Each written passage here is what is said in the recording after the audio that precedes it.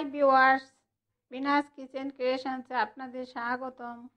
আজ বানাবো তরমুজের শরবত। অনেক সময় হয় কি, তরমুজ কিনে আমরা ঠকে যাই। আজ সেই রকমই একটা তরমুজ দিয়ে শরবত বানাবো ভাবছি। দেখতে একদম সাদা সাদা, মিষ্টি নেই, খেতে ভালো লাগে না। তাই এই তরমুজ দিয়ে কিভাবে একটু স্বাদ বাড়িয়ে শরবত বানানো যায় সেই চেষ্টাই করছি। চলুন তরমুজের শরবত বানাতে কী কী উপকরণ লাগবে একবার দেখে নিই। প্রথমেই লাগবে তরমুজ। এরপর তরমুজটা ছোট ছোট টুকরা করে কেটে নিব, আর কাটার সময় যতটা সম্ভব বিচিগুলো ফেলে দিব।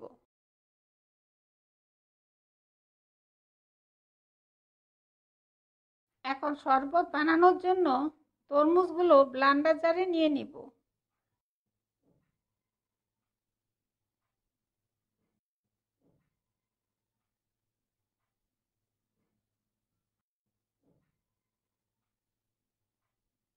এরপর দিব স্বাদ মতো অল্প গোলমরিচের গুঁড়া আর বিট লবণ, আর অল্প ঠান্ডা পানি দিয়ে তরমুজগুলো বেটে নিব।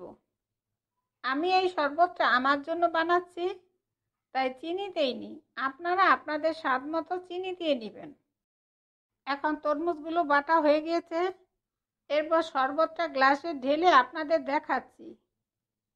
দেখতে দারুণ একটা শরবত হয়েছে। একটু লাল কম, কিন্তু খেতে অসাধারণ হয়েছে।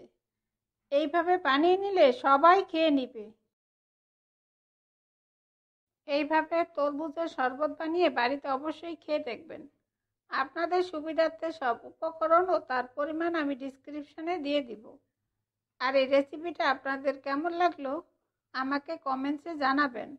আর ভালো লাগলে অবশ্যই একটা লাইক দিবেন। আর নতুন বন্ধু হলে সাবস্ক্রাইব করার জন্য অনুরোধ রইল।